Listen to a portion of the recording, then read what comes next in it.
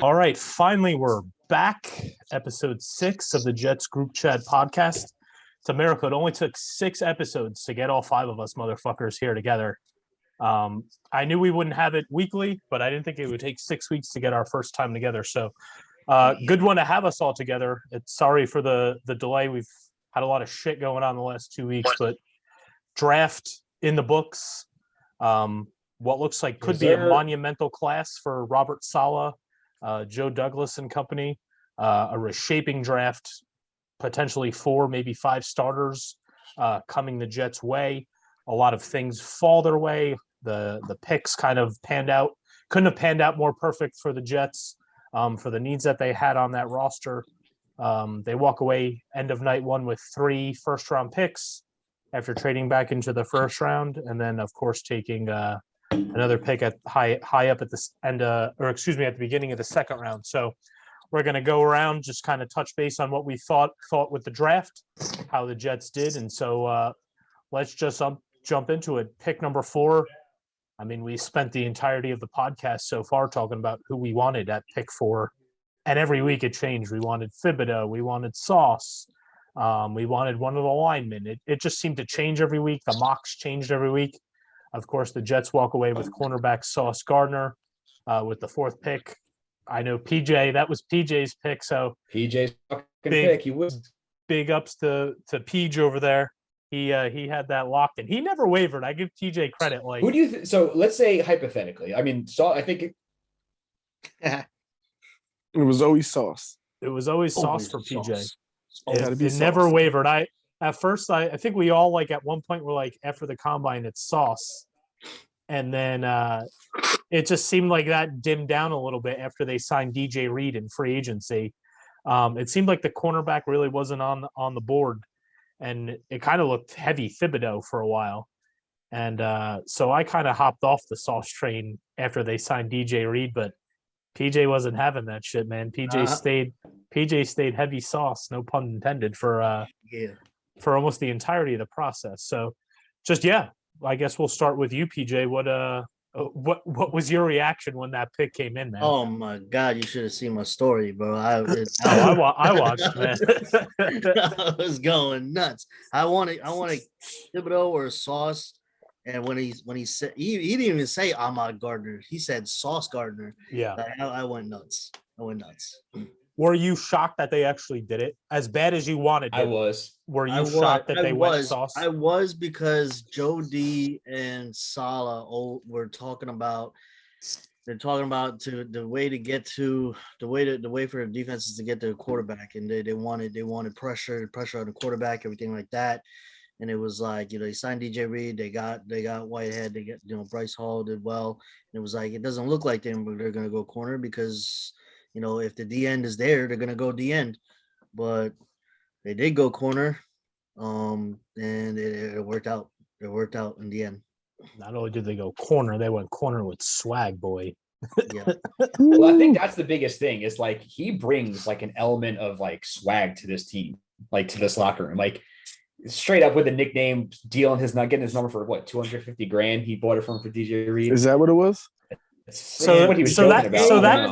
came out today. That came out today, and DJ Reed and Sauce are like, that's crazy. Like, he said that wasn't the case. So it had to be a lot, because it was like quick in and out. He's like, I'm not wearing fucking 20. Don't buy my jersey. I ain't wearing 20. I wish he stayed with 4. I wanted 4, but I like 1 too. Yeah, one. It had to be 1. 4 it just had to be. It just had to be 1. Yeah, 1 makes sense. It looks good. Yeah, I don't know. I mean, like he brings a lot to the defense. I think I still think they should have took Thibodeau. I think Thibodeau's going to be a fucking star with the Giants. Johnson's going to be a star, bro. I know. But listen, I'm happy with the way it turned out. I'm happy with the way our draft unfolded. I was super surprised they picked Sauce. It does go to show no leaks come out of this regime. No one knew what they were doing. Yeah, no. I mean, at the end, Schrager switched his mock draft and put Sauce in there. And I think that's what made it real. But like, other than that, I don't think anybody had it. People had Jermaine Johnson going 4. Mm-hmm. People still had Kyle Hamilton going in there. I don't think at any point anybody knew what they were going to do. My question, though, I'm curious. Like, I'm happy. So I'm happy we got Sauce. I'm going to be a Sauce fanatic. I will do all types of crazy shirts with Sauce. I already tweeted at KFC from Barstool. I'm like, yo, you better have a shirt ready in the wings. I'm going to buy all of them. But what happens, let's say hypothetically, Stingley doesn't go 3 and they take Sauce over him. Who do you think is the pick of 4? What do you think they do? I think it's Thibodeau. I think they man. I think they fell off of Thibodeau. Like something must have happened where like he was completely like I think it'll come out like he kind of didn't rub them the wrong way or something. He just like fell off. I don't think he was even in their minds. I think it was Sauce. Maybe they wanted Sauce the whole time. I think it was either Sauce or a Did he just the freeze whole Or time. trade back. You think he froze? Well, yeah, I'm here. I enjoyed that There you pick. go. I was actually playing softball at the time. I was on third base. I was actually watching it. Then I had a bat, and then I got a double. Got on third base, and I could hear the TV we had on the bench. I walked over a little bit to listen to the TV. I heard the pick, got happy, and that was it. Then you hit a home run. Nah, I wish I hit a home run, but I did score on the next hit. So I got to go back and watch the draft again. Softball legend. And breaking news, by the way, I introduced that we had all of us here, and 30 seconds into the podcast, Nick's like, I gotta go. Bandoni's out, got to run. So we had everybody. We had all 5 for no more than a minute. So Baby duty calls. Bandoni's out. Papa duty calls. 2 of the dads. We got Bandoni. Spiga's also a dad here. I'm here. I said, Gerard, put yourself to sleep today, bro. I'm busy. He's old enough now, right? What is he, about 1, 2? 6? No, dude's like It was a joke. Dude's about to drive in like a year. He's about to be bigger than me too. Yeah, you got nice long hair. He's gonna Debo me. Could He's you like, do God, some I of gotta that? go and I want. But that is an interesting question. If Sauce goes 3, I think they end up going a Conru. It sounds like those. I think the alignment. It sounds like it was only one of those 2 guys the entire time. Well, like that was good that thing was Sauce didn't go 3. Shit. yeah. I was a little surprised. Like I think Spiga, you and I did our mocks right before the draft. I think we both had Stingley going 9 to Seattle. To Seattle, yep, both of us. And that was the only place that I could see him going in the top 10 was Seattle. But then like the morning of the draft and like the night before, there was a lot of smoke that Houston liked him at 3. And like, it's smokescreen season, but I'm like, nah, like Kind of felt right. it's just bullshit. Like there's no way that dude's going 3. And sure enough, like he went 3, and never mind like going 3, like it definitely felt like Sauce the entire process was like cornerback 1 in the draft. So I was definitely a little shocked how it played out at 3. But I guess in this draft, like nothing could really shock you, right? Like nothing was set in stone. Nothing was really like kind of structured or set in stone how it was going to play out. So I don't think it was too shocking, but definitely didn't see Stingley going there at 3. Then they go back at 10, and I guess a little bit surprisingly, Garrett Wilson is still there on the board. A lot of people thought, I guess he'd fall or he'd go to Atlanta at 8, but Garrett Wilson's there on the board at 10. What was the reaction there? Going Garrett Wilson at 10. Definitely like the playmaker there. Surprise! All about that. Even though I feel like when you watched Ohio State games, you really heard the name Chris Olave a little bit more. I guess he was a little bit more of a deep playmaker. But Garrett Wilson has all the other attributes, like to be an NFL receiver for a long time. And that's something that the Jets really need. Yeah. Were you surprised London went 8? No, I knew he was going to go before. I wanted no part of London. I'm glad somebody else took him. I wanted no part of him. We didn't want the USC guys, right? Yeah. Who was that? PJ, you said that? I didn't say that. No. That was I just like okay. Even watching his pro day, he just like looks like he's big. He's got a crazy catch radius, but like he just looked like slow. He looked like an old school like Mike Williams or like a Charles Rogers. Yeah. Didn't tickle my fancy. So I'm happy they got Garrett Wilson. I love him at 10. I think it's going to be, a big pickup for them. It's going to be a solid, safety net for. Got some connection problems there in Florida. It does. Yeah, Spiga keeps There's freezing. Zach Hurricane. Wilson. The way he attacks the ball, man, is just crazy. I think, like, Good Speeds, point. You keep freezing, bro. Yeah, speaking of gets me fired froze up. up a little bit. Excellent analysis, though. Couldn't have said it better myself. Couldn't have said it better myself. No, but for real, it's to get a receiver like that with something the Jets haven't done in years. Yeah, for real. Was it like Santana Moss, maybe? Yeah, Santana Moss. Spiga, you keep freezing pretty bad. All right. And I would say Santana Moss didn't have any of the physical traits and attributes that definitely not. Garrett Wilson has. Yeah, I think they had to get a receiver. Obviously, they've been trying so hard. Of course, a lot of what Spiga and I talked about that last episode before the draft was all the Debo rumors, and even until they came onto the clock at 10, you really didn't know, like, was 10 available to San Francisco? Was that going to be something that was in the equation? We didn't really know. Obviously, that didn't really play out that way. It didn't really ever come to fruition where San Francisco and the Jets seem to have gotten serious. You heard rumors that the Jets offered 10 and they said no. You hear rumors that the Jets never offered 10 and it was the same deal as the Chiefs kind of thing. So we'll probably never know now. It looks like that Debo situation is still unsolved, but I think when you step back a little bit and look at the haul that the Jets ended up with at the end of the draft, I think you're perfectly fine punting on the Debo situation.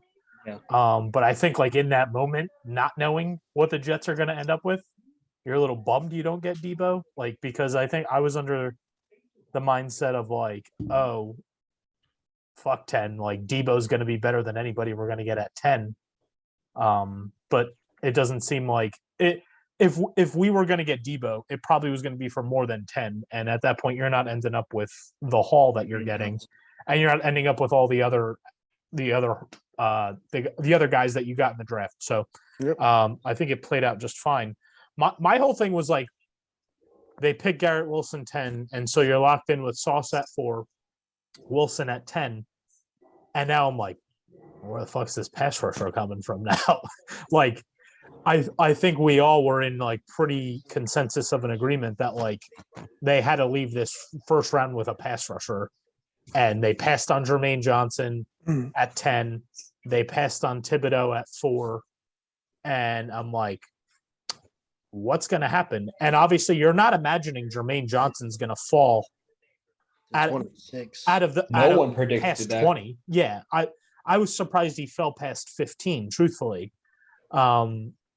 And the longer he fell, I think it became a little bit more apparent that, like, Joe D has to make a move. Like, he made a move at the opportune time the year prior when he traded up to get Vera Tucker. Vera Tucker fell to a sweet spot. And if you listen to Joe D after the draft, like, once he fell past 15, like, he called every single team. Everybody. He made a call every pick until he got him at 26, which just showed you how badly that he wanted him. And then finally, who'd they end up trading with? The Vikings? The Titans. Titans, Tennessee. yes. Titans, correct. And then there was a report that he wanted to trade back into the first for Breece Hall.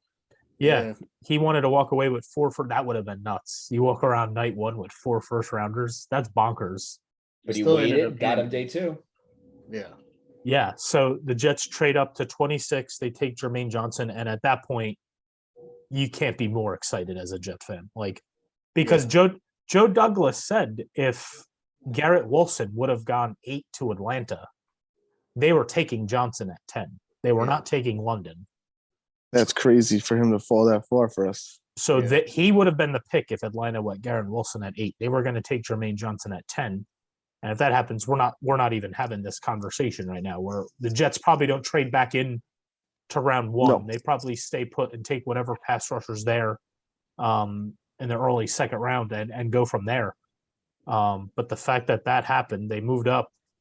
And then, of course, going into day 2, only the 1 pick left. I think they were left with 38 after they moved pick 35 to go back in and get Jermaine Johnson. I know I called it. I know that was the guy for me. I really wanted Breece Hall. I thought he'd bring a different dynamic to this offense. Yeah, you guys were talking about that. and of course they trade up to do it. And I With don't the get, Giants. yeah, of course with the Giants, right? And but I think a lot of people have like, you look at these like PFF like analytical experts that like rank trade value and all that, like a lot of them are shitting on it, like, oh, they moved up, like they moved a premium pick and a 5th rounder to move up only 2 spots to take a not premium position. Like it's bad. That It's analytic bad. stuff only takes you so far. Yeah, like it's bad process. And I'm like, yeah, it's bad process when you have 12 draft picks every year and none of them are good. Like, so like Truth. what, how many, like at some point, like the quality has to outweigh the quantity in draft picks. Like I remember the one year Idzik had 12 picks and he used them all. Sucked. And I don't think any of them are in the NFL at this point. Like, so like the best one. Yeah. So I don't really care about. I would Didn't he give up. draft IK? Did he? Wasn't that draft? The one that punched Geno Smith? That might have been that draft. Yeah. That was the Quincy draft. That was like the Anunua Taj draft. Boyd or Yeah. The Jordan Leggett. Boyd. Yeah. Jalen Sanders. I thought he was going to be good. Jordan Leggett was good with Deshaun Devin Smith. What a bust draft class that was. Oh, that sounds terrible. I don't remember half of those guys. Listen, the analytics only takes you so far. Then you got to just put your football brain on and look at guys and just go attack. Be strategic. I mean, you could do the PJ way and look for the swaggy guys. Yeah. I think everyone they got swag. Did you see Jermaine Johnson's jacket? Yeah. Ooh. Yeah. And Garrett Wilson's got swag too. Yeah, they all do. I'll be honest with you. Sauce definitely has to change how he wears his hat. I hate that shit. It's about to fall off. I'm about the hat. I like that. I like the hat tilt. Not a fan? Nah, it just looks weird. I hate it. I don't know. It's all good, man. It's swag. It ain't my style, baby. It's all good. It's all good. You wear the fucking headband. You don't even wear a hat. I got the Baker Mayfield headband. That's all. The Baker Mayfield headband. Bum ass Baker Mayfield. What's gonna happen? And don't talk about my man like that. So now our pass rush coming into the season is actually pretty good. Yeah. Or actually, the defense as a whole. They got a lot of depth on that defensive line. Yeah, of course they end up walking away with the dude Clemens from Texas A&M. That dude is a serial killer. That dude's a monster. Yeah. Oh yeah, that stuff I sent you guys the other day. He looked crazy. Yeah, it looks nuts. That dude is a monster. I like that. I didn't realize how big he was, and then I watched his press conference from rookie minicamp, and like the dude comes up to the podium, and the podium's like at his belly button.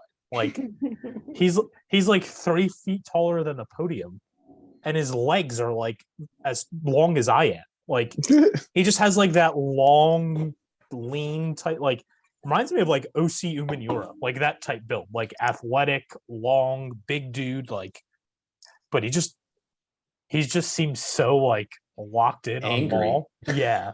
But just ready like to just like be great. Well, the Jets needed some dogs, and they got some dogs. Yeah, man. He's got like the nose ring through the cartilage part of his nose, just like chilling there. They need some psychos. Yeah. They got the psychos. And they asked him, they're like, how do you like flip that switch from like, because they were like, you seem like a calm, even keel guy here. Like, how do you get so violent on the field? And he's like, I turn it on. He's like, I just flip a switch. He's like, but as soon as I hit the field, he's like, but I love sending a message like going up to the line. I just love punching people in the mouth and letting them know that I'm right here. Like he goes like, that's my style. Like, I'm just gonna punch you in the mouth and let you know I'm here. And I'm like, yeah, man, this guy's scary. Yeah, he's like, nut job. Yeah, so I think that could be like a sneaky pick because at first I'm like, the dude's 25. I think he had a questionable like off the he's field. got a record. Yeah, he's got like an off the field. Yeah, I don't know if it's attempted. Really? Yeah, he has some kind of off the field record. I'm actually not even sure what it is. It could be attempted murder. I have no idea. Two, actually. Might be. Not even just one, it's two. Because from everything I read, like he had first round like grade on him, like talent wise, but the fact that he was 25, which is obviously old. He had 2 medical red shirts too. I'll say 25 is old. Yeah. Never say that. 25 is old to go first round. Like most guys are 20 or 21. Yeah. Like John Franklin Myers is probably 26 or 27, and he's been in the league for like 6 years. Literally. But so I like that pick. Obviously, we talked about Hall. That's going to bring a new dynamic to that offense. I think at this point, you look back at what they did in the draft. Obviously, we haven't even touched on Ruckert, the tight end. His dad's my new fucking hype man. I love that. Wayne Corbett loves it. Yeah, his dad, Mr. Ruckert's my new hype man.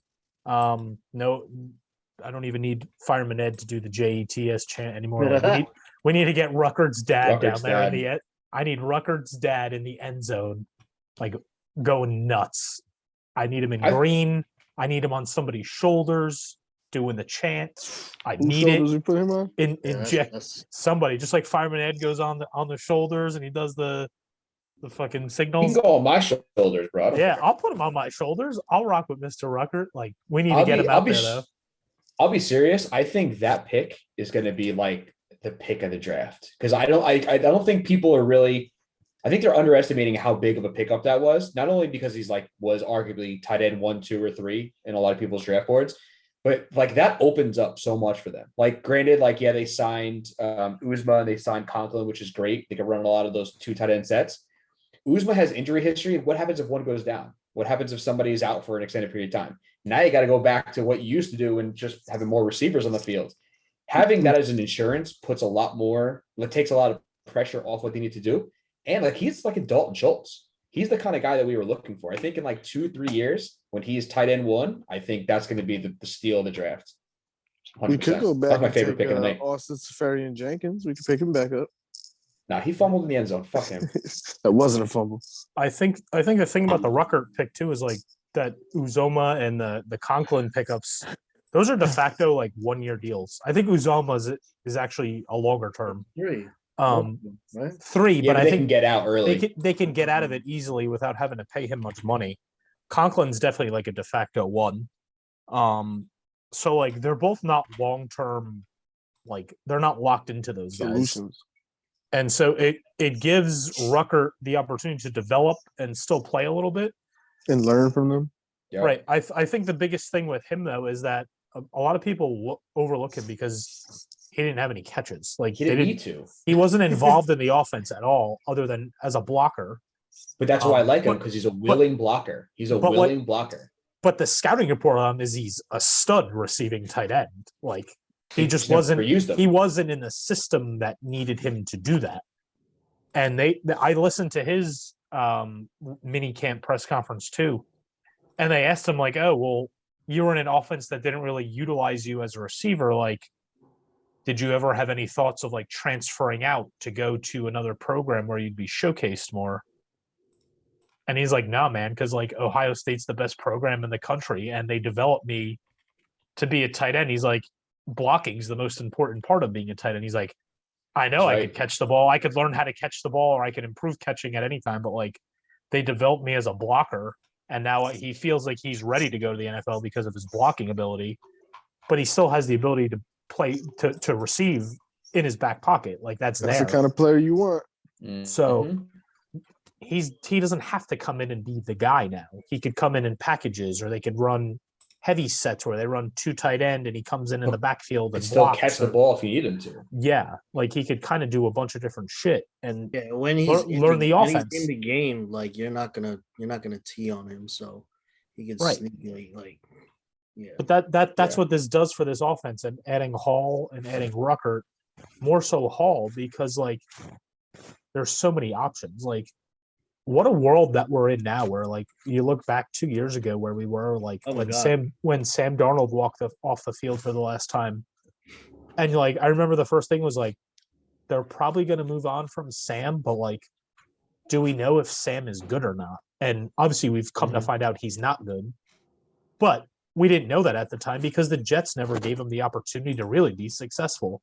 He's out there throwing a Deontay Burnett and Demarius Thomas on one leg, and who was that? Jermaine Kearse. Remember, it was Jermaine Kearse was. I think that was his rookie year. Yeah, Jermaine Kearse. Maybe yeah.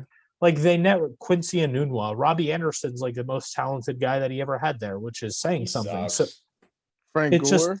they never gave the guy what they've given Zach Wilson. And so you can look back and say, yeah, Sam Darnold wasn't good. He didn't live up to his potential. That's 100% true. But I don't think that you can walk away and consciously say that the Jets did right by him either. I think there's absolutely blame to go on the Jets when it comes to Sam Darnold. They gave him nothing to work with. They surrounded him with the no amount talent. of people we have now. Yeah, there's so much talent on this roster now. It's nuts. It's so crazy. Which comes to my next point. Now Zach Wilson's here going into year 2.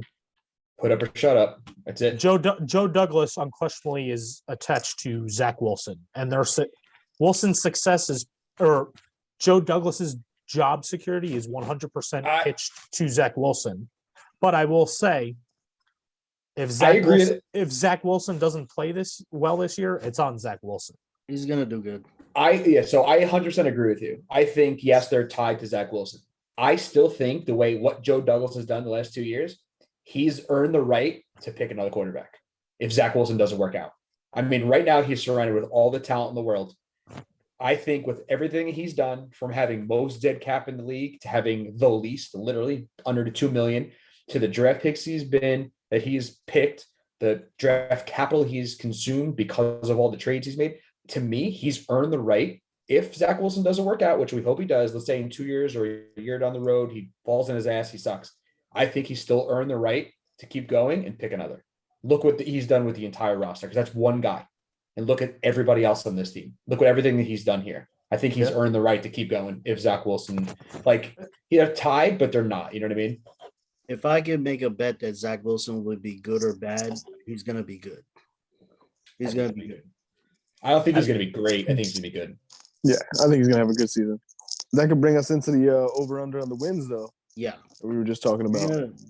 Yeah. See, I don't know what, I guess we're going to find out Thursday night, and we'll talk more about that next episode because the schedule is going to drop Thursday night. I'm sure we're going to probably get a couple leaks in the next day or so before it actually comes We already out. had a bunch. Yeah. None of the Jets, though. Yeah, I don't know.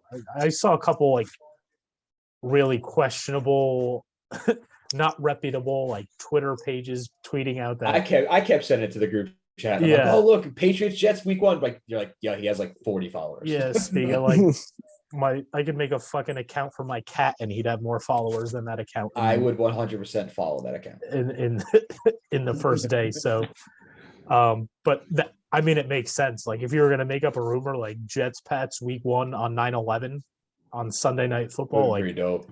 Makes sense if you're going to do that. But the Jets haven't played Sunday night in 15 years, so I don't. Since that kid got farted on the face. that was a Monday night game, wasn't it? When you got no, it was Thursday. Oh, it was a Thursday night game. Yeah, they always stick us in some shitty Thursday night game. Was that the Kelly Green Thursday night game with the Bills? Yeah, the Red. No, it was the Texans. Oh, you're right. Yeah, it was the Texans. Okay. That was a Thursday night game. That color rush one. I like to say shout out to all my fellow colorblind people who couldn't tell their shit from their elbow during that game. My brother thought I was fucking with him because I'm like, yo, I can't. Are you colorblind here? Yeah. And I never knew that. And I legit couldn't I mean, I'm not stupid. I know what the Jets and the Bills, the difference there, but I'm like, I'll be honest with you. We were in the what's that club behind the away team? Whatever that coaches club? Yeah, one of those. And we're watching the Jumbotron. I'm looking, I was fucking with I told my brother, I'm like, yo, I was like, I can't tell the difference here. I was like, the green looks exactly like the neon red.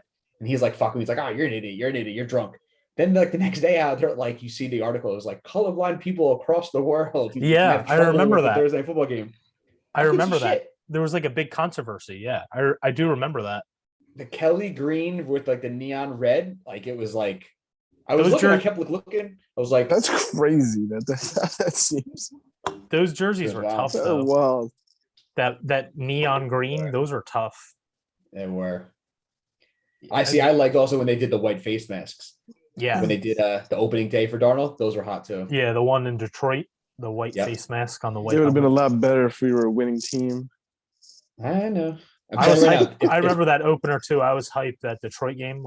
He opened with the Pick pick six. six, and I'm like, here we fucking I go. was like, here we go. But then they ended up But it blowing was them out. fun. They ended up Yeah. blowing them out that game, and I'm like, oh man, Jets look legit. His But- first throw was a pick six. Yeah, Yeah. he threw that shit across his body, across the field. Do I'm like, not no, do no, that, no, no. Zach Wilson. But I don't know. I think if the Jets, depending on what the schedule looks like, whatever the first game of the season is, start off with Stealth Black. I don't care what it is.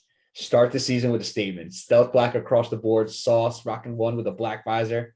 I don't know. Let's I go. think you're gonna have a hard sell on the Stealth Black if it's like September 11th, 1 p.m. and it's 92 degrees outside. Very true. And you're telling Versus the Zach Pittsburgh Wilson, Steelers. yeah, and you're telling Zach Wilson he has to wear Stealth Black. I think I they'll feel like start the season. they usually do a whiteout. If Whiteouts are cool too. I'm not a fan of them. I could do without the white. I don't like any of the white really. They look clean. I liked when they played the Colts on Thursday night this year, and they had the white with the black bottoms. Yeah, those are nice. Those- that was the Mike White game, right? That was a That second was the second start. game. Second, yeah. That was after the Halloween was the. Oh, that was Cincinnati when he game. hurt his when they were He like got kind of hurt. hanging with him, and he hurt his Yeah. elbow. And then Yeah. Josh Johnson came in and threw for like 400 yards, and they almost came back kind of. They a little had bit. like you look at that game and you're like, oh wow, they played well, but then you look, you're like, they got the shit kicked out of them. But it's Yeah, like they the did. score was they lost by like 8. Yeah. Mhm. They scored like 24 points in like the end of the third into the fourth quarter. Like it was all mop up stuff. Honestly, I hope they start. I hope they open the season with the Seahawks. Start a fucking precedent. That would be funny. Ooh. It's all started We with the play the Jamal Seahawks? Adams trade. Yeah, we play the Seahawks. You play them at home. I mean, away. Oh yeah. I didn't even get to see that yet. Yes, that's great. So our home opponents are Bills, Dolphins, Pats, then Bengals, Ravens, Jags, Bears, Lions. I think that's a solid home slate.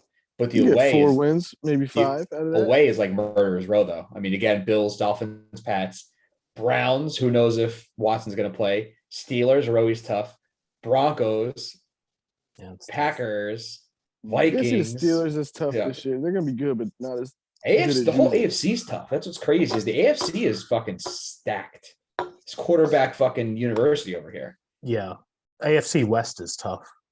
Like I think like as much as like we're gonna see a lot. Let's say we see a lot of improvement from the Jets. I think it's going to be underplayed by their record or like by the other. Like they'll miss the playoffs, but it's because the wild card team is like 10-6. You know what I mean? Or like 11-6. It's like how the fuck are you going to get in with the wild card? That Mhm. then you get the Giants who are like 4th in their division at like 6-6, and they're like, oh, they're in the hunt or they're Yeah. they're in Yeah. That's what I leading the on the division. radio on the ESPN New York this morning. And when I was going to work, they were talking about. They were like, "Oh, the Jets maybe." I think it was Greeny. They were like, "The Jets maybe can make the playoffs," and they were like, "No, I'll give you 14 reasons why they can't make the playoffs." Yeah, and they look just at named every off. other Yeah. quarterback. Yeah, Justin Herbert, Patrick Mahomes, Josh Allen. Like it's Dude, gonna be it's tough, but- it's going to come down to the quarterback.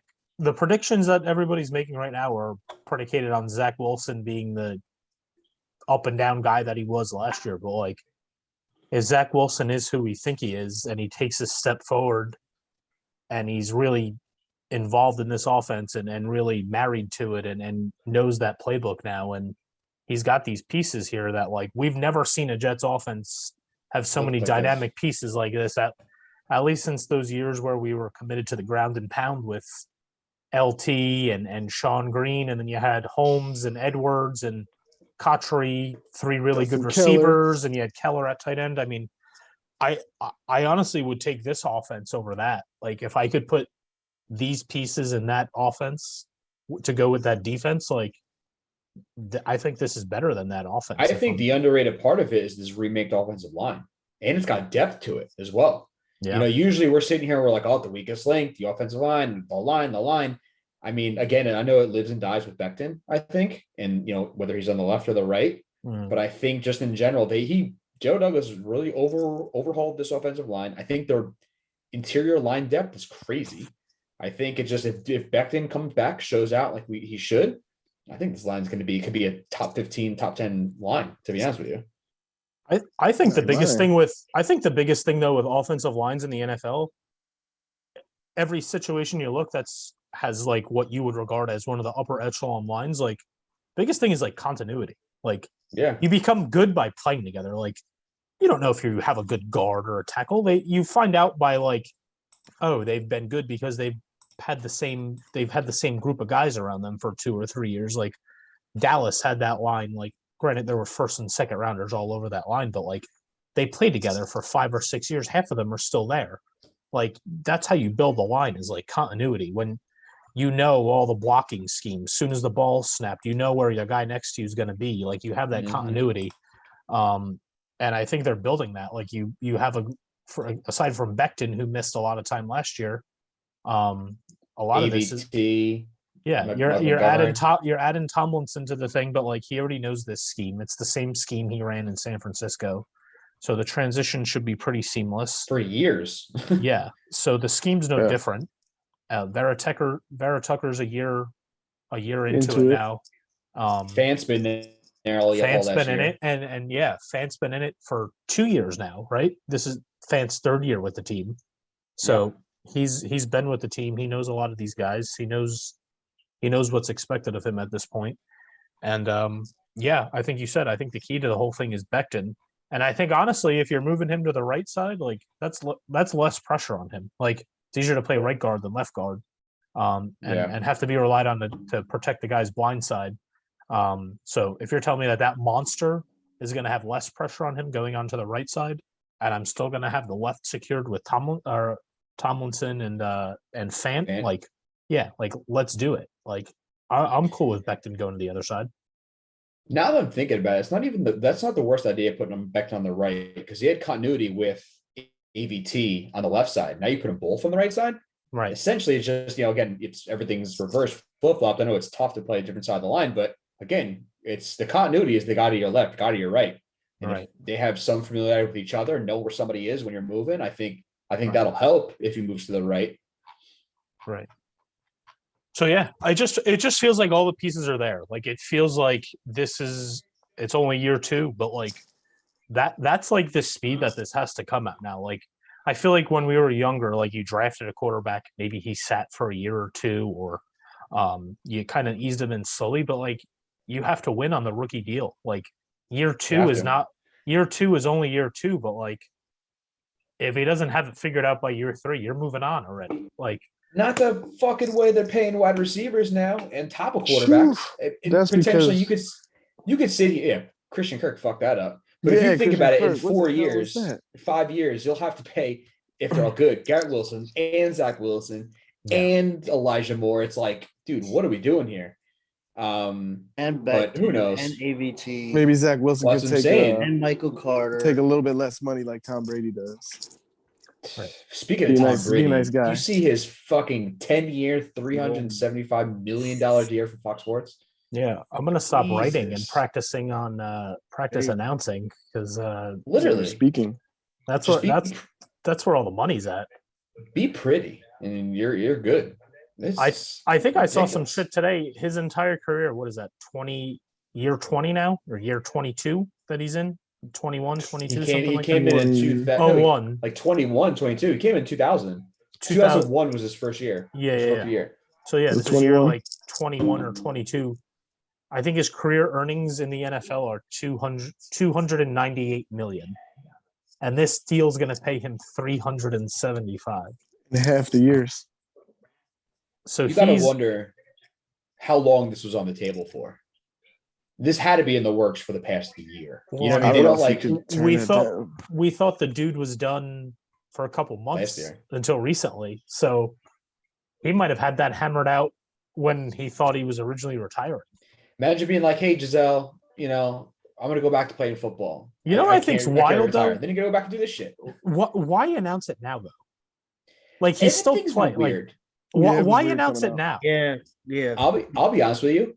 I don't think so. I think I don't know which one it is, but he either wasn't supposed to retire or he wasn't supposed to come back. Yeah. Because everything that they've done makes no sense. Why announce it here? Why did they announce his retirement on a random Saturday night? Like everything that surrounded the past 8 months with Tom Brady, like none of it made sense. And then Arians retires in the middle of the offseason. In the middle of it, it didn't make sense. But the whole thing is just weird. I think if he wins the Super Bowl this year, I think he leaves. I think he's done. I think he walks off with his 8 rings. I think he's happy. I think if he comes close, if he like plays super well, but like still comes up short, they lose in an AFC championship game or NFC championship game or something, I think he'll come back another year. But I think at tops, he's got 2 years left. But if he wins this year, I think he's done. I don't know. Yeah. There's a deal waiting for him. I don't know. He might retire. And it's open-ended. They said whenever you're ready. Yeah. Whenever you want. Yeah, it starts whenever he's ready, but it's a 10-year, 375, so $37.5 million a year. But yeah, I don't know why they announced it now because Jay Williams said something on ESPN radio. He was just like, like Shaq and Charles Barkley, they get paid a lot less and they have to do more games than what Tom Brady has to do. Football's king. That's why. Yeah, it's like every night for like 6 months. Like Tom Brady's 3 or 4 hours a week for 17 or 18 weeks plus playoffs. So like, yeah, the schedule is a lot less and he's going to get paid pretty fucking handsomely. Crazy. So real quick, because I was doing this research, I need to clarify this and find out why. So I was looking at this. I'm like, oh, Tom Brady's going to earn like $37 million a year, potentially, between whatever. Romo's up there in the top. Fucking Romo. What is it? I hate this whole thing just freeze. Romo's how? Yeah, but how? We're good. Did I? Yeah, you're good. You got me? How does Jim Rome make $30 million a year? Period. He's just started a talk show and being an asshole. Does he have a podcast? Like I don't even know he has a talk show anymore. CBS Sports. Like I mean, he's attached to a big network. Oh, they got what's his name too? The other guy I don't like. Colin Cowherd. Oh yeah, I don't mind him. I love when they play the old takes of Colin Cowherd and they end up being the most brutal. Like when the Jets hired Adam Gase, he's like, I love it. Jets fans are dopes. They don't know what they're talking about. Adam Gase is a great coach. He's like, you obviously want Kyle Shanahan, but when you don't get Kyle Shanahan, you take Kyle Shanahan light. That's Adam Gase. He's brilliant. This is a great hire for the Jets. Jet fans are gonna eat their words. They're gonna love Adam Gase. And then they stream it with a clip of him now, and he's like, I never said Adam Gase was going to be a great coach. I hate it. I didn't like him. I was obviously being sarcastic. You just were too dumb to recognize I was being sarcastic in the moment. But like, he was dead ass serious when he said it. I think those are the best. There's been a lot of him and Skip Bayless both have horrible takes and then never revisit and be like, I was wrong. Well, dude, like we do this podcast for fun more than anything. But like, if you're doing what we're doing right now, just like putting a podcast out, or you're on like a platform where you want to just express your opinion, but like if you get paid a lot of money to say outlandish shit to get people to come listen to what you're saying, like you're gonna do it. Like you better be good at it. I don't even think those guys believe half of what they're saying. I think it's scripted for them, honestly. You say it to be different, to get like same thing when I talked about when we did the mock draft. You pick Garrett Wilson. Because everyone and their mother's picking Kayvon Thibodeau at 4. Everyone and their mother's picking Sauce. You do something to be different to get people to like. You get people to listen. I thought they should have did it at 4 if Sauce wasn't there, but that's neither here nor there. But still, that's how it goes sometimes. It's just what's going to get the most eyeballs. Yeah, so that's a lot of what that shit is. It's just like, oh, let me say the craziest thing that I could come up with, so people will play my clip, or they'll retweet me, or they'll follow me, or they'll download my podcast, and they get paid. They get paid off of that. So download our podcast. Click it right there. Yeah, you should. This is going to drop tomorrow now. So find a Spotify, Apple Podcast. And real quick, shout out to the U Stadium boys. Look at this. Oh man, I'd love to look at it, man. Love to look at it. But I like this. You totally froze in presenting the T-shirt. It's fine, whatever. Do it again. Bang. Bang. There it is. There it is. I like to say the U Stadium guys sent it to me, but they didn't. I paid for it, but they gave me a good deal. But it was good. But give me a quick shout out. I have to give a shout out to a lot of these Jets fan sites, like the T-shirts that they're coming out with, especially now after this new draft class. I snagged the Zach Wilson is good tee. Those guys over at Zach Wilson is good are doing awesome. They're like viral at this point. Yeah, supply chain. My shit's still coming somewhere. Yeah, I got mine, and then I think you sent me one. I think that kid Matt O'Leary put them out. The sauce T-shirts, Like the looks Tabasco. looks like the Those are Tabasco nice. bottle. Yeah, I'm getting Um, that. That shit's hot. I just ordered that on Saturday. I actually got an email shipped today, so I'll hopefully rock that and shout those guys out when that comes, hopefully in time by next episode. But just to wrap here, I know we got a little bit off track tonight, but it was good to just kind of catch up and get our feet wet again. I guess we'll go around. Dennis, you first. Favorite pick from the draft? Favorite pick. I want to say Sauce, but I'm going to go Garrett Wilson. I want to say Sauce just because, he's a swaggy pick at number 4. That's the cornerback, kind of get us back in that Darrell Revis area. But I'm going to go Garrett Wilson because I think he's going to change the offense and make it much more electric than it has been in years. So, Garrett Wilson. PJ? I'm gonna go Sauce. I was gonna say I don't even know if I had to. I take that back. I don't even really have to ask. Did we have to ask you? I mean, I've been saying it like we're in a division that has like Diggs and Tyreek Hill and Jalen Waddle and every team has receivers and every team has a receiving threat, and Jets were like 32nd in pass defense last year. I mean, you had a fantasy receiver that played against the Jets. You're starting him. Like, I want that to end. You know what I mean? I want that to end. So I wanted Sauce. Spiga, who'd you like? It's a toss-up between Breece Hall and Jeremy Ruckert. I think Breece Hall is an underrated pick. People are shitting on it, but it's probably because it's the Jets and it's because it's a running back. But I think him in a two-headed monster backfield with Michael Carter is going to be sick. But Jeremy Ruckert, man, you don't pick just for this year. You pick for the future. And I think that's an investment that's going to pay dividends and for years to come. Yeah, see, I love the Clemens pick. I don't know why. I just have a gut feeling though, man. You watch a lot of horror movies, don't you? You watch true crime documentaries. I just have a feeling this guy's going to be like a pass rushing nightmare, like overlooked. Nobody really thought he'd be like an impact. He wasn't like talked up going into the draft. I didn't even know who he was when they picked him. I was kind of pissed off when they took another D end. I thought they needed a safety. I thought they needed some other stuff. So I was a little pissed that they went with another D end, but just like kind of watching some film on the guy and like reading about his career or whatever, and then listening to his first interview at rookie minicamp, like, I don't know, man. Like, I just have a feeling this guy's gonna like, I'm not saying he's gonna like come out there and have 18 sacks and be like JJ Watt, but like, I think this guy could be like a first round type talent. Like, I think he could come out there and have 10 sacks or 9 or 10 sacks a year, like, and be a huge impact. So, and they're so deep. They're so deep on D line with Carl Lawson and Quinnen, Solomon Thomas, Bryce Huff, a lot of guys. Yeah, Huff is back. Yeah, that's right. Yeah, maybe the Bengals pick up today. Yeah, and we've had the guy in from the Bengals. Jacob Martin from the Texans. Like, they're so deep. Oh yeah, Jacob Martin. Did they sign that guy from the Bengals, or is he no? But he's been in for 2 days for a visit, and I mean, I don't think you'd spend 2 days on a visit if you weren't pretty far down the road. But yeah, that dude had like, he's good. Like, he's only 27. He's from Jersey, and he had 7 sacks playing D tackle. I think he started every game for Cincinnati and went to the Super Bowl with them. So like, he started on a Super Bowl winning team or Super Bowl team, appearing team, right? So I think he inked a deal with Chicago earlier in the offseason, like 3 years. The physical, right? 3 years, $45 million. Like, he got a monster deal, like 28 guaranteed. Like, he got a lot of money, and they reneged on the deal. Like, I think he failed the physical. I think he had from what I read, I didn't read too much about him, and that's my fault for being a little bit unprepared coming onto a fucking podcast recording. But I think he had foot surgery early in the offseason, and I don't think it totally healed when he took the physical with Chicago.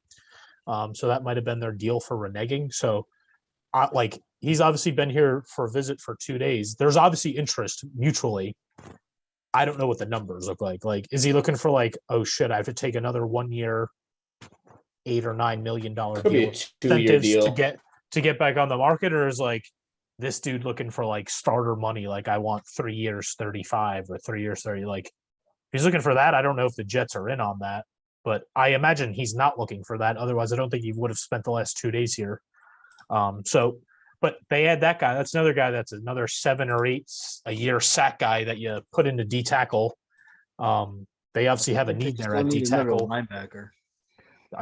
I do too. I think they need Like I another wanted linebacker. Zadarius Smith. They didn't get him. I mean, Quan Alexander's still out there. I would get him. Yeah, they had him in for a visit earlier. I thought they were going to sign him for sure, but I'm surprised that never got done. Maybe they revisit that later. I He's don't still know. out there. Yeah, he's still out there. He hasn't gone elsewhere, so we'll see There's a what lot happens of there. free agents still available right now. It's weird. Day is still a free agent. Who? Odell. Yeah. Oh yeah. Well, he's coming off the surgery, so he probably signs late. Yeah, he signed. Yeah, he tore his ACL in like the last possible moment you could possibly get. Yeah, that sucks. Yeah. I don't even know if he's going to be ready for the regular season. He might be out even into some point in the year. And he's going to want to go to a contender. He's not going to go to like the Lions. He's going to wait till he's healthy, and he's going to go to the Chiefs, or he's going to go. He'll go back to the Rams, or he'll go to the Bucks. He'll go to whoever needs a wide receiver at that point. Yeah, I don't even think it would be crazy if he went back to Cleveland. Thanks, LeBron James. Now that they have Watson there and not Mayfield, I heard that there was like a lot of mutual interest with Jarvis Landry going back there. Now that Baker Mayfield wasn't going to be the quarterback. So a lot of unnecessary hate for my boy Baker. Yeah, man, you just have to climb over that mountain, man. It's over. But I'm telling you, I think he's going to be good if he goes somewhere else. I think like to an easier situation. It's not a hellhole like Cleveland. I think he'll be okay. I don't think he's going to be great. I think he's okay. I think you thought the same thing about Sam Darnold too, man. No, I was the first one that draft. I wanted Baker Mayfield. I didn't want Sam Darnold. I thought he was a wet blanket. I was happy we got him. I thought he was going to be good, but I wanted Baker over everybody. They'd be in the same position if the Jets had taken Baker Mayfield. I don't think so. You think they'd be in a better off position if they had taken Mayfield? Then if they had Sam Darnold? Yes. Yeah. 100%. Why? What would have been 100%. different? What would have been different? Nothing would have been different. He wouldn't have gotten hurt. He still would have threw it to the garbage, man. Listen, That we have I don't need to receiver. defend this take right now. He still would have had the same shitty supporting cast, the same shitty O-line. And he brought Cleveland to the playoffs. Yeah, with Odell Beckham and Jarvis Landry and Nick Chubb. Our Chubb. number 2 wide receiver outside Nick this Chubb. morning. He had Nick Chubb. Yeah, Nick Quincy Chubb Newell, and Kareem bro. and Kareem Hunt and 3 Pro Bowlers on the offensive line Get out of here. and a defense that had Jets had Garrett and Denton. Yeah, If Garrett's hitting Baker- people with helmets. If Baker went his to the fucking Jets, running back I his think- I rookie think year it was would've been different. Bilal Powell. Yeah, Bilal Powell was it Chris Ivory? Like who was the running Bilal back? And that- Powell and the and dude that that was wiped a his ass with the solid- football. And that Chris Ivory offense was it Chris Ivory? No, it wasn't No, Chris I don't Ivory. It was know. the It dude was that worse wiped his before ass that. with the football. Le'Veon Bell.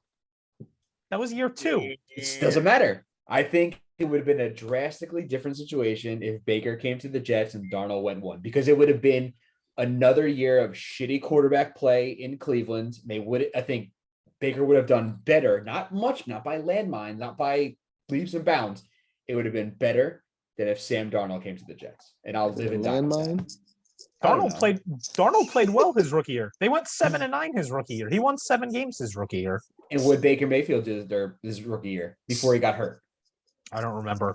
He didn't start the year though as the starter though. And then what did he do? He came back and beat the Jets. Yeah, everybody beat the fucking That was Jets their that year. first win. That was their first win in like forever. Yeah, they gave out free beer to the entire Yeah. city because fucking Baker Mayfield beat the Jets. Yeah. That's true. Yeah, that's They had a win in So- 2 years. So the stake that you're gonna plant in the ground is Baker Mayfield is good because he came back to beat the You're really fucking gonna sit here- Jets. You're gonna make me go in here and go looking for stats. Every right now. team beat the fucking Jets that year. That's not true. I thought you said they All went 32 7-9. of them. I thought you said they were fine. They 31. were good, They did. They lost fucking 60% of their games. bro. Let's look at the stats right now. Hold on, my internet's slow. Hold on. Man, I was ready to shut this thing down, but now I'm aggravated. No, now we got it. We're opening it back up. Bro, you're gonna tell me. So 2018 when he started, 14 games, 3,700 yards, 3,800 yards, 30. Then he got hurt, 35 and 3. Yeah, I would on take his shitty year. Cleveland, on Cleveland. With Odell.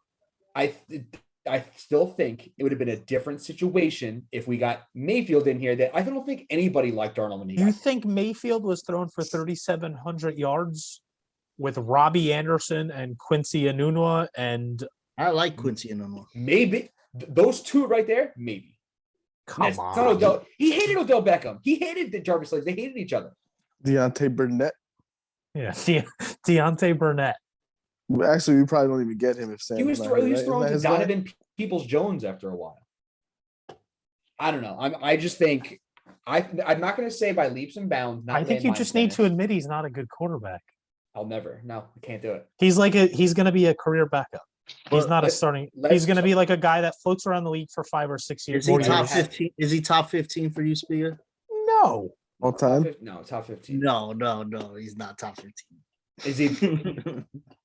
Let's see where he goes when they finally cut, because I don't think anybody's going to trade for salary. Okay, we're going to wrap this up. We're going to wrap this up in 3 or 4 minutes, but really quickly, because I really want to do this. Go through each division and let's name a better quarterback than Baker Mayfield. AFC West, all of them. All of them. That's what, 4? No. All you want to go? Who? Seattle? No, AFC West. I'm sorry. Yeah. Russell Wilson, Justin Herbert, Derek Carr, Patrick Mahomes. Yeah. All better. AFC South, Tannehill, maybe, probably not. I don't know. Who else? Lawrence. Trevor Lawrence. I'd rather have Trevor Lawrence at this point. The upside is higher. Davis Mills. Do you want Davis Mills or Baker Mayfield? Baker Mayfield. Get out of my face. Next. and then Colts. Oh, on the Colts. Matt Ryan. Matt Ryan is better than Baker Mayfield right now. He's got about a year or two. Still, he's still better than Baker Mayfield right now. Healthy Baker Mayfield. I'm taking Baker Mayfield. They could have had Baker Mayfield. They could have. But you're going off of the precedent that he was hurt. He put his whole body out there. He tore every fucking ligament and anything in his body. We're talking healthy Baker Mayfield. We're not talking. He wasn't that good before he got hurt. Next, let's go. Keep going. Who's next? All right, so that's AFC East. Josh Allen. Josh Allen doesn't count. Tua Tagovailoa? No.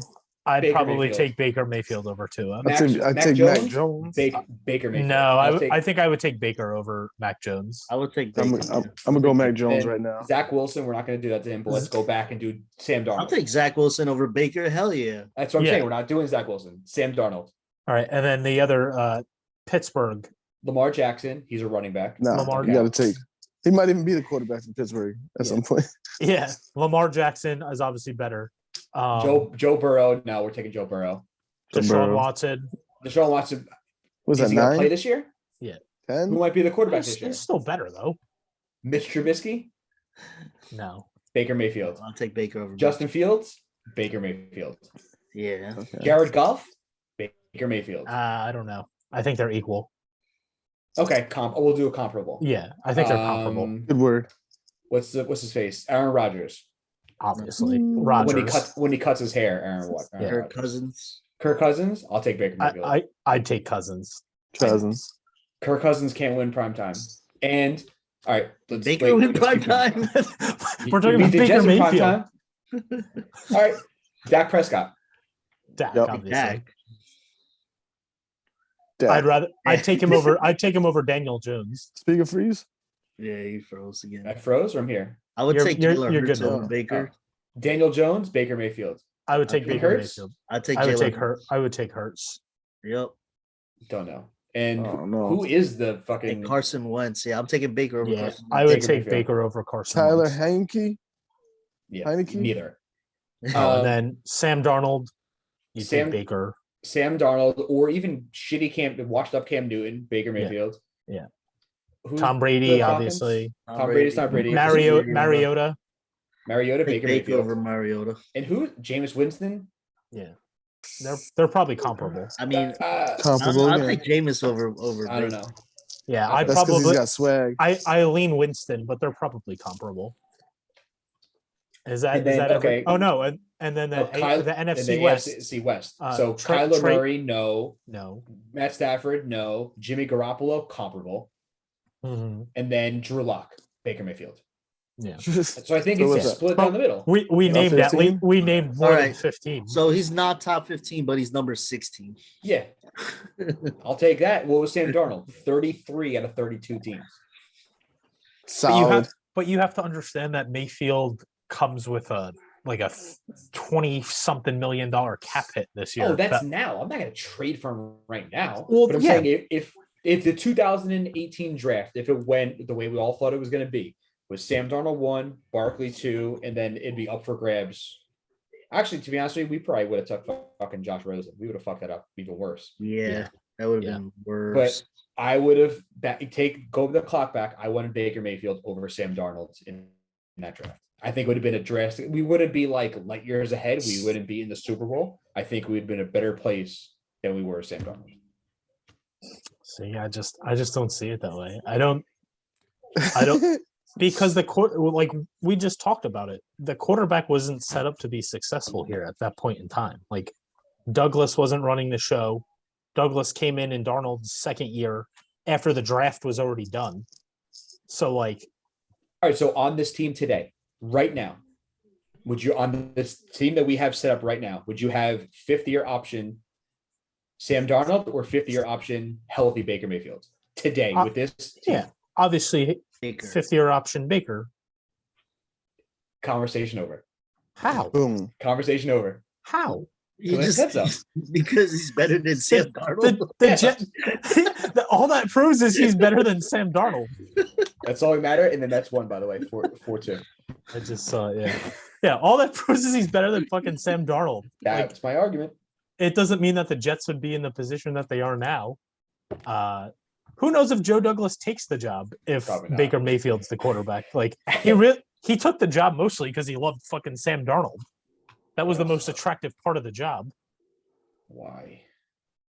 But yeah, I don't know that they're in the position that they're in now. And don't forget, like they got fucking 3 picks for Darnold that they just used. Like they got Breece Hall because of Sam Darnold. But that's also because of Joe Douglas's extreme negotiation tactics. There's no other team in the world who's giving up what we got for Jamal Adams and Sam Darnold. Yeah. What did they say? We turned Sam Darnold and Jamal Adams into AVT, Elijah Moore, Garrett Wilson, Breece, and let's say Breece Hall. Yeah. It's crazy. Yeah, I'll take that. Yeah. Nuts. Oh man. So long story short, I'm right. Like think about it. Yeah, we're gonna wrap, but think about it. Like this offseason, Devontae Adams got traded. They didn't get it, or they got a late first round pick for him. Tyreek Hill got traded. Would they get picked 30 for him? Like we got 2 1s for Jamal. We got more for Jamal Adams than they got for Devontae Adams. We arguably got more for Hill. Sam Darnold than they got for Tyreek Hill. Yeah. Arguably. Where that pick, because we got a 2 and we had other picks last year. Verlander has a no through 7. Oh, nice. Sorry. Yeah, I think we're gonna call this one a night here because we could keep going on forever. But it was good to get back on. We had all 5 of us for like 3 fucking seconds. Hopefully we'll have that for you next week. Fuck Pickle. Yeah, Pickle.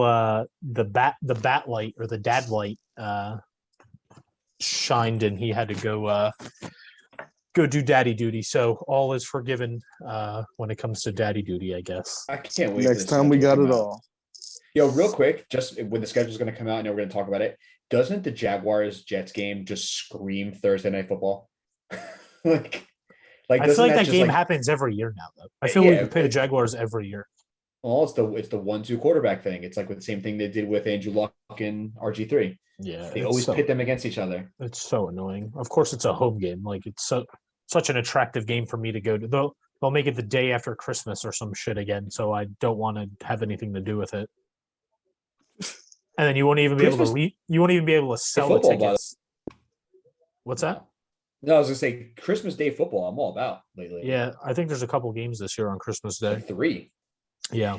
Either way, I'm gonna fly home for the home opener, and we're definitely all gonna do a road trip to the Jets at Miami game.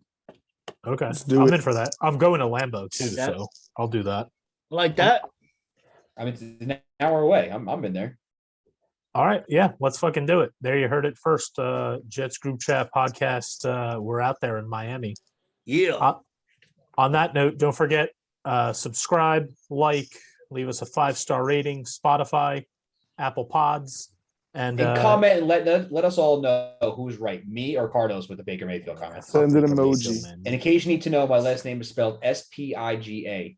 That's who's right, me. Yeah, fuck off. All right, that's going to do it for, I think this is episode 6 of the Jets Group Chat Pod.